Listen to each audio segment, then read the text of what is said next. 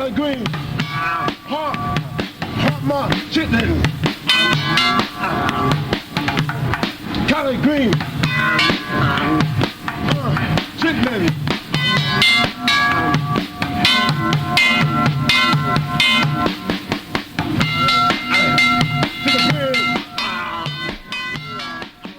This is indeed WNHU West Haven, your FM alternative, and guess what? It's Malcolm Tent bringing you yet another episode of Mr. Tent's Wild Ride. You people out there in radio land and or internet land have not been privy to all the goings on here in the studio, but it's been pretty wild tonight. But you know what? Like the immortal Devo says, when a problem comes along, you must whip it, and we have whipped it.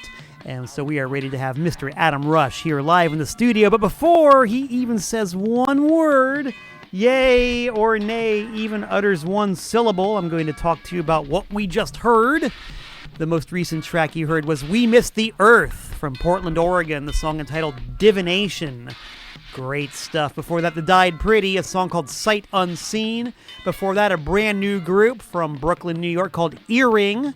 Their latest LP, that song was called Black Chalk. Before that, Bailter Space doing Unseen. And we opened up the entire set with Moon Duo doing In the Trees. Lots of long psychedelic stuff because that's what we needed to have playing while we figured out exactly how to get Mr. Adam Rush's tracks up on the air so he can do his thing. Let's turn on a microphone or two and see if we can get the voice of the man himself. Are you there, Adam Rush? I think I hear you, Malcolm. Ooh, let's see if we can hear you more clearly. Keep talking. I hope so. Ah, there we go. There you are. You're on number 3, so let's make sure number 3 Lucky is number paying 3. up. Yes. Happy birthday, by the way. Thank you very much. I appreciate that. I can hardly think of any better way to celebrate one's birthday than by doing live music and radio. I can't think of anything better than that. Live words, of course, too. That's what I love to do, speak poetry, original poetry. Yes, that's how we got into this thing. I know you, not by reputation, but by practice, having seen you do your thing live a number of times and having shared the bill with you once or twice. I said, this guy's good. He needs to be on the radio. Yeah, I feel the same way. The radio can reach out to a lot of people. That's right. And, I always like these old forms of communication, too. Yeah, no, they're good. They're reliable. They're not like digital forms of communication, which only work if you have the right input jack. That's an inside joke, folks. That's what we were wrestling with here in the studios of WNHU. It's like when you have a digital playback device that has a USB cable, where do you plug it? Where do you put it? Guess what? You don't put it anywhere. But that's why our Lord and Heavenly Savior gave us the headphone jack. Exactly. Which kind of relates to what we were talking about earlier. I was giving Adam the pre-air pep talk about how, you got to be FCC friendly and you can't use the F word. Or the S word. Or the S word, or I don't know, what else is there really? I know, that's pretty much the most of it right there. Those are the big ones. And then our pressed into service at the last minute, my engineer, Miles, and I were talking about how, it's not the idea that gets people so bent out of shape, but the word itself. The word itself, exactly. Not even the context really bothers people either. Yeah. It's all in a way you say a certain word. And that has an effect, I'm against all kinds of censorship. So, I'm right on the board here with Malcolm that, those words should be said. But I don't actually speak a lot of it in my poetry. So I don't really feel like I have to sometimes. Well, that's kind of the flip side of it. I think that when you use profanity, it shows a certain lack of imagination. Exactly. I feel the same way with rhyme schemes as well. Sometimes that's why what I do, I kind of call it spoken word. It's a mixture between, poetry and rap. Because in rap, sometimes you have to really depend on that rhyme scheme. And I kind of throw that out the door and instead use stuff like alliteration and metaphors to use what I like to do. Those are the things I like about poetry. Right. And I was actually just thinking about that earlier today. I was like Perry Farrell from Jane's Addiction, standing in the shower thinking about how I was going to do a song about I don't want to go to work because my boss is a twerp. You can rhyme work and twerp. Yes, you can. It doesn't have to be work and jerk or, No. working work. A little alliteration, a little phonetic similarity goes a long way. Definitely. I definitely agree with that, I do that a lot. I do a lot of that on inflection. And also I like to think, too, with some of my bigger influences being like the Pixies and Nirvana, I try to also do, high-low. Depends on the way you say it, too, sometimes, and that delivers it. And also speaking, I think, has a little bit more direct approach than singing, basically. Right. Right. I mean, I could probably sing it if I tried hard enough. I think I could handle that. But I've always been fascinated with the spoken word because I feel like that really reaches out to more people. Yeah. It's a lot easier to understand, too, I think. That's true. Like you talk about just the nuts and bolts of it. It's pretty hard to misinterpret a spoken word. Whereas with a sung word, they have entire books based around misheard lyrics and how funny that is. But yeah, tell us a little bit about Adam Rush, man, for people out there who don't know why you're here and what you do. Okay. Well, I've been writing poetry for about 30 years or so, since I was in the 4th grade. And the evolution of Adam Rush started with pretty much doing my own readings by myself. And then about 15 years ago, I met a guitarist named Benoit down in the city, and we started doing a lot of jazz shows down there. So that's how I really got involved in it. And then most recently, I've been experimenting with more local people, with the trumpet and the congas. And I feel like it's kind of if you listen to a lot of Gil Scott-Heron or a lot of Jack Kerouac, it really has a beatnik kind of feel to it, a free jazz kind of feel to it. And a lot of it is improvised. So I feel like sometimes my poetry can be a catalyst for musicians to kind of break out of their mold and really experiment with their art instead of, being locked down with a certain particular song and beat and melody. So, I mean, that's a big part of what I do is definitely the improvised part of it. But it's all original poetry, too. And I think, originality is a big cornerstone of what I'm trying to do. I'm not trying to find a new voice for what I'm doing. And I'm really very fortunate to play with a lot of great musicians. So, and that's what I'm doing recently. I formed this group called the Adam Family, which is a group of musicians featured from all different bands like Phoenix Tree, Three-Legged Dog, District All-Stars. And we mix it up and we do shows where we have different combinations of music and different instruments. And we just finished a record where John Chapman did all the music for it, along with, we have a trumpet on there. We have a guest rapper, C. Reed, on it. Dave Bowen is playing some percussion, as well as my friend Tito, who's from Ecuador. So it was a combination of about 10 musicians all together that have made this happen for me. And we're going to be releasing it in October. We're really excited about it. Nice. It's going to be called Generator. And check it out. I have another record out right now with Benoit that's just called Adam Rush. Sauce on the Side with his band. That's available as well now. So you can check it out. That's more of a Miles Davis modal jazz kind of, drum, bass, guitars, but then sax and violin on that particular album. Yeah. And a live one from the Gas Ball, too. Gas Ball, 2001. The Gas Ball. Oh, my God. Wow. I mentioned the Gas Ball in front of Malcolm. Oof. Well, a little background for the listeners out there who aren't from Western Connecticut or the Danbury area. The Gas Ball was a festival that ran in Danbury from 1991? Yeah, about 91 to about 2004, I would say. So about 10 to 14 years. A really good run in the city of Danbury. And the focus was heavily on local bands, but also national acts came through and big regional acts. Always a lot of fun.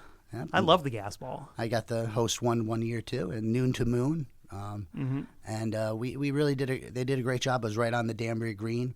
And, that shell that they have there, I comment a lot about how the Gas Ball basically built that shell. Right. That dining and entertainment district wasn't there before. That's correct. That festival actually made that part of Danbury come alive, especially in the late 90s, I would say. Yeah, definitely. Because I remember, and people listening who are from Danbury and know what we're talking about will probably recognize this and remember it as well. The Danbury Green was a parking lot for a long time. It's just an ugly paved parking lot. And because of the Gas Ball Festival, which was a completely DIY, totally independent, No corporate sponsorship. It was all grassroots. It was based heavily on the Danbury musical community. Because of doing that, year after year, regularly, they ended up putting down some sod and some turf, and the band shell eventually went up, and there you have it. It's really an example of, what a grassroots organization really can do, when the music scene gets together. I mean, they used to have great vendors down there, too, like Mamoons here in New Haven came down right, and was vending in Trash American style. Yeah. I mean, it really, it was a really collaborative effort. It was really amazing, and it's possible in any community. Right. And, we're hoping to make it again happen in Danbury, so. Well, that underscores, I think, of what, just speaking for myself, my entire artistic mission, and certainly with this radio show, is that everything good in culture comes from the bottom up. There is no trickle down. It doesn't start at the top. Like, you don't start with Beyonce and have really great, amazing, original things happen because of her. It goes the exact opposite way. It's up to the people who pave the parking lot with grass, so to speak. Exactly. I like that metaphor. Well, thank you. Feel free to use it in one of your works if you want. Just, talk to my lawyer about the royalty settlement, and everything will be groovy. Why don't you do something, Mang? We've been yapping a lot. Sure. Now that we've been through our various conniptions and got the ability to play your track. In fact, I'm going to cue it up right now. Let's do a little test run on the track if you want to play that for just a sec. Sure. Make sure the levels are there. Speak a little bit. This is live radio, people. We're right on. How's that sound? Is that pretty good? Good balance? You like that? Yeah, that's good. Sounds pretty good to me. Yeah, see, this is it, kids. We're here on WNHU West Haven, live in the studio with Adam Rush, and he is going to lay some spoken truth on you over one of his tracks. So you ready? I am ready. Here we go, kids. Woo!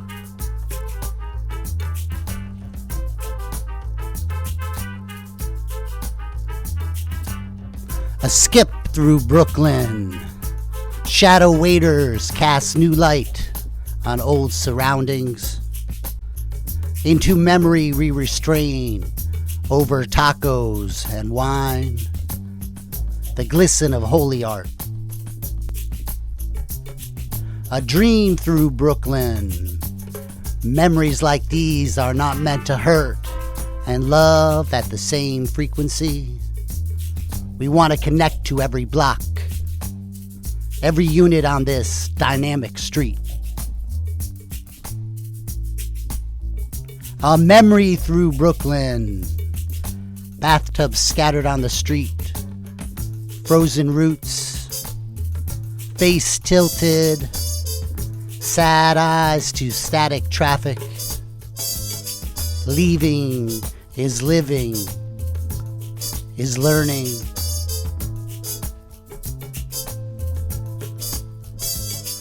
A vision through Brooklyn, lives packed and rearranged to hold, then sacked.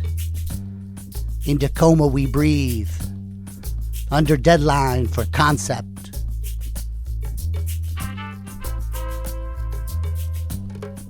A levee through Brooklyn, extended selves in every window. It keeps a beat in these lowly lives, immersed in washed brains. New roots, ready to burst, make impact.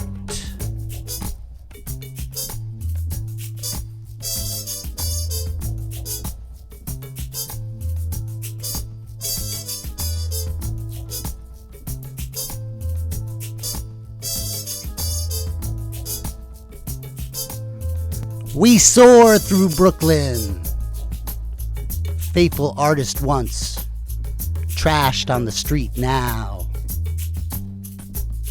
Fabled roots, scribbled by hand from the mad poet.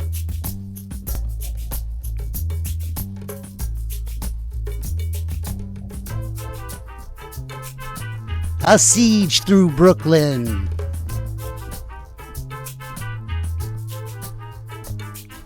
A siege through Brooklyn. We merge under express thunder, trapped by one more light. A way to remember everything that stood.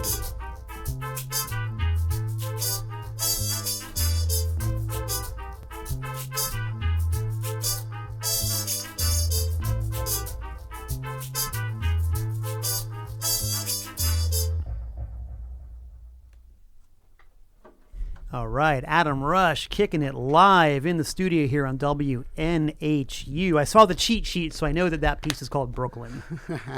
Yes, it is. That was a little more evocative of the old Brooklyn. Yeah, it's kind of I like to say it's a little bit of a commentary on Brooklyn's art scene and how it fades, and also about changing and moving on in life. I mean, it's basically the literal story was I was moving a friend out of Brooklyn. And we went around in Brooklyn, and I could see how it had changed since I last was there. And she was also going through a change. So I feel that, it's a good representation of how we need to move art forward and bring it back in some senses to the Brooklyn area. Yeah, definitely. I wonder, what do you think? I mean, because anybody who's been to Brooklyn over the past few years has seen the changes. It ain't the Brooklyn that it used to be, and once again, it's like what we were talking about earlier. It was the artists and the societal lowlifes, if you will, who moved into Brooklyn and planted the seeds and plowed the fields. So now all the nouveau riche can go in there and open up their latte shops and their trattorias and whatnot. But do you think that art still has a place in an atmosphere like that? Well, I think it definitely does. I mean, I think part of it was something that I think a lot of people take for granted, that it was on the street and there, and here's a guy performing on the street that you think is great, and you go back and he's not there anymore, and they're moving that music out, and whether and sometimes the politics comes into it for a lot of people, but art is supposed to be above that, and when you lose sight of that, and that art is not on the street anymore, you lose your center as a people. You lose, part of your culture.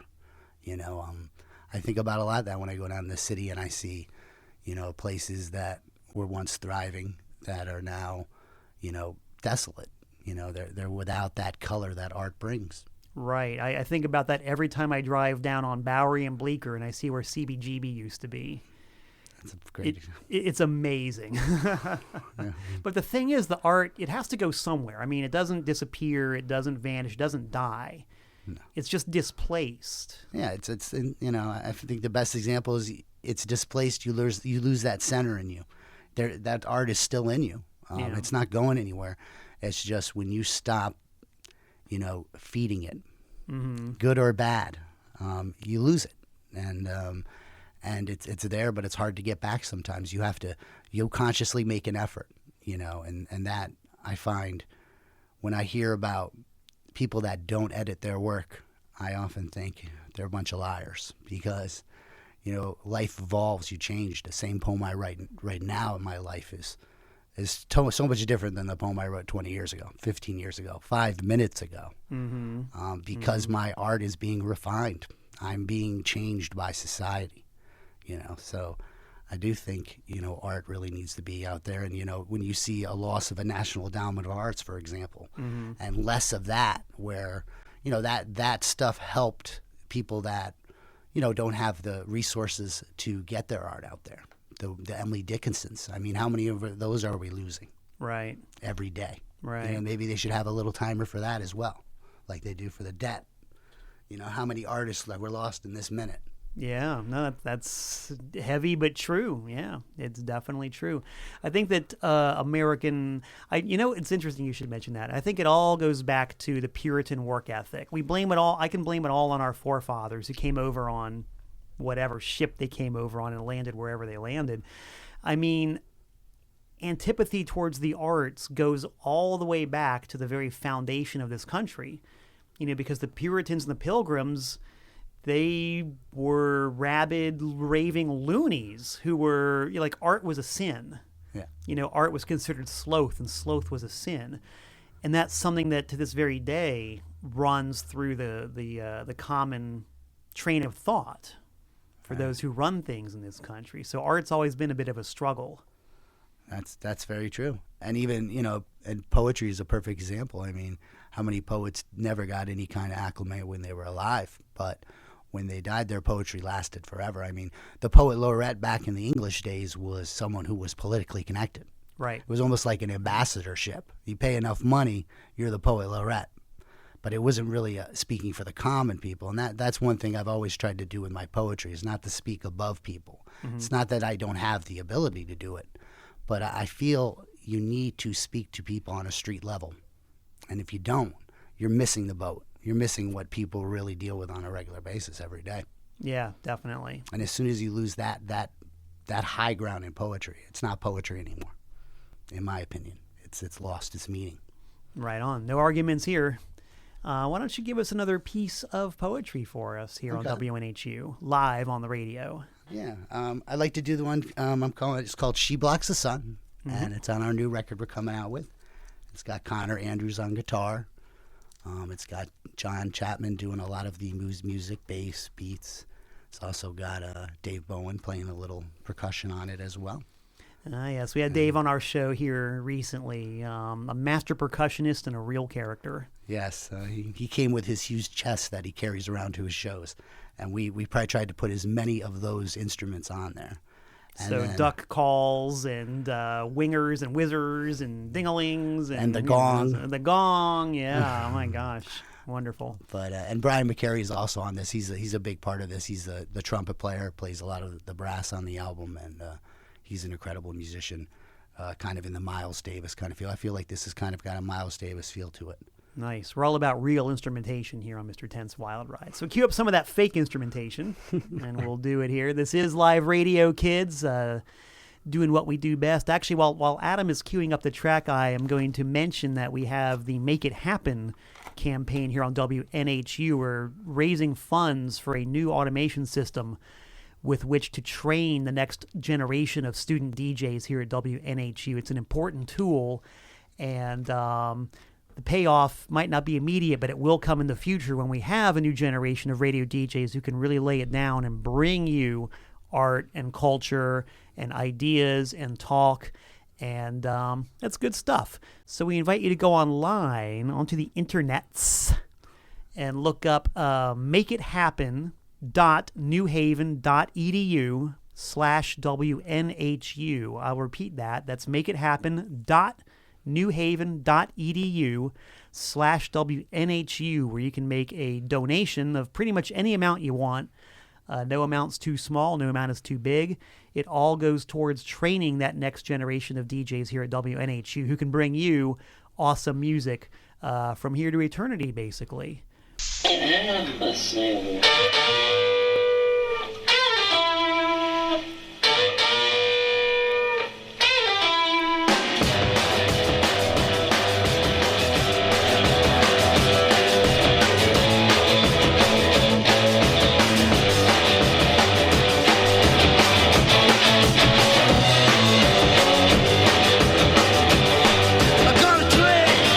I met a day, she was a head guy. A real guy named George Red.